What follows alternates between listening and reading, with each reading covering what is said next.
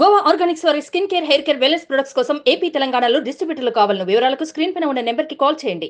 నిత్యం వందల కిలోమీటర్లు ప్రయాణించే రైలులో కేవలం 2 నుంచి 3 జనరల్ బోగీలు మాత్రమే ఉంటాయి. అందులో ఒకటి మహిళలకు కేటాయిస్తారు. వాటిలోనే సుమారు 2 నుంచి 3 రాష్ట్రాలకు చెందిన ప్రయాణికులు వందల కిలోమీటర్లు ప్రయాణించాల్సి ఉంటుంది.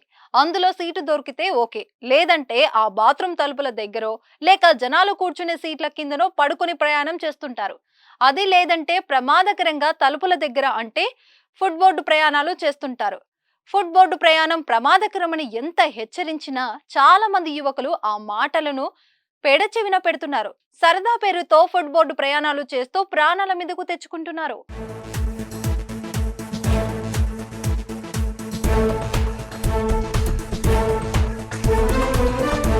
రైళ్లలో చాలా మంది దూర ప్రాంతాలకు ప్రయాణికులు ప్రయాణాలు చేస్తుంటారు.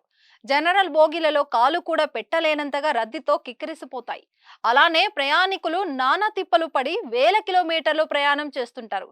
కొంచెం స్థలం దొరికితే ట్రైన్ తలుపుల దగ్గర కూర్చొని ప్రయాణం చేసే సందర్భాలు ఉంటాయి. అలా కూర్చొని సెల్ ఫోన్ చూడడం, రైలు అప్పుడప్పుడు కుదుపులకు గురవుతుండడంతో ఒక్కసారిగా ఫుడ్ బోర్డ్ దగ్గర ఉన్నవారు రైలు నుంచి కింద పడి ప్రాణాలు కోల్పోయిన సందర్భాలు ఉన్నాయి.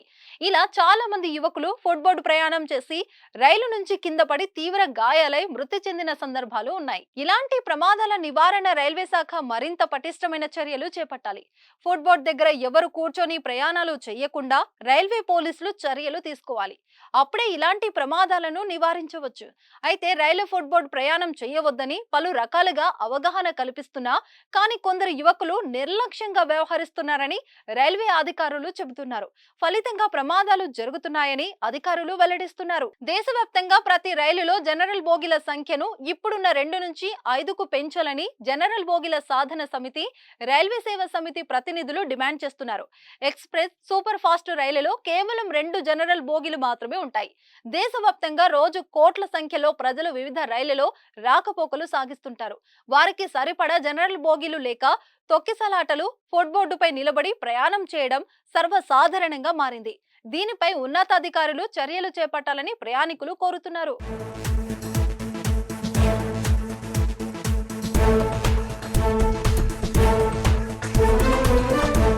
సుమన్ టీవీలో మీ పర్సనల్ అండ్ బిజినెస్ ప్రమోషన్స్ కోసం కింది నెంబర్కి కాంటాక్ట్ చేయండి.